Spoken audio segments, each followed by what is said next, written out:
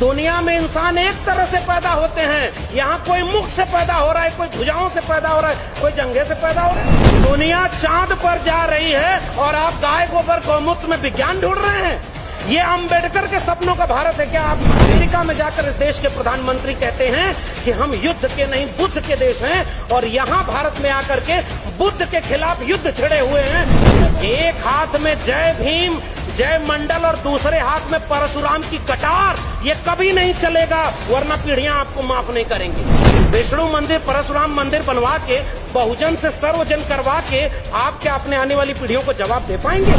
इस देश में जब स्कूल कॉलेज और विश्वविद्यालय के लिए आंदोलन होना चाहिए तो मंदिर मस्जिद के लिए आंदोलन हो रहा है। ये अम्बेडकर के सपनों का भारत है। जो लोग डॉक्टर अम्बेडकर का नाम लेते थे वो आज आलीशान महलों में रह रहे हैं, और जिन्होंने उनकी किताबों को एक किया वो आज ऐसे टूटे फूटे घर में रह रहे हैं। वो बेच रहे हैं भारत को, मैं चैन से कैसे सो जाऊं, सौगंध मुझे इस मिट्टी की, मैं देश नहीं बिकने दूंगा। और हो क्या रहा है? शिक्षा बिक गई है। हवाई चप्पल वालों को जहाज में जलाएंगे, जहाज बिक गया, एरोप्लेन बिक गया, रेलवे बिक गई, सरकारी नौकरी -1% बची है। आपका रिजर्वेशन कहां बचा है? ये अम्बेडकर के सपनों का भारत है क्या? कि डॉक्टर अंबेडकर के सपनों का जो भारत है, सामाजिक न्याय का जो भारत है, उसे कैसे बनाया जाए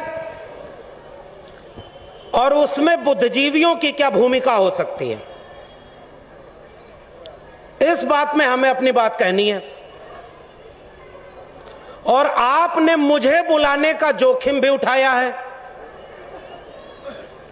तो मैं पूरे भरोसे पर खरा उतरूंगा, क्योंकि न तो अभी मैं किसी पार्टी का विधायक हूं, न सांसद हूं, और न मुझे आपका वोट चाहिए।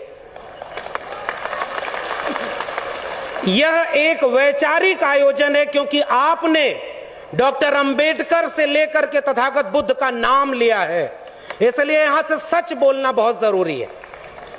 और आपके विषय पर पहली मेरी बात यही है कि बुद्धिजीवियों की आज सबसे बड़ी भूमिका क्या है। पहली बात तो यह कि मैं अपने को कोई बुद्धिजीवी नहीं मान रहा, अभी तो हम सीख रहे हैं।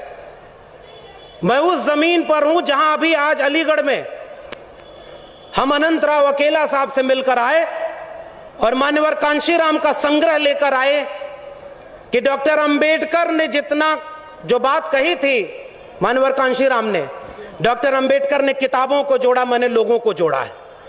उनके साथी से ये ऊर्जा लेकर आया, उनका घर देख करके आया जिस घर में वो रह रहे हैं, और उनकी पीड़ा भी सुन करके आया।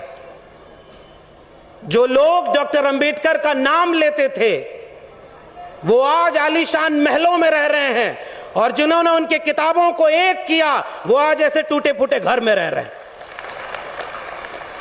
इसलिए जरूरत इस बात की है कि आप कहीं उस रास्ते तो नहीं जा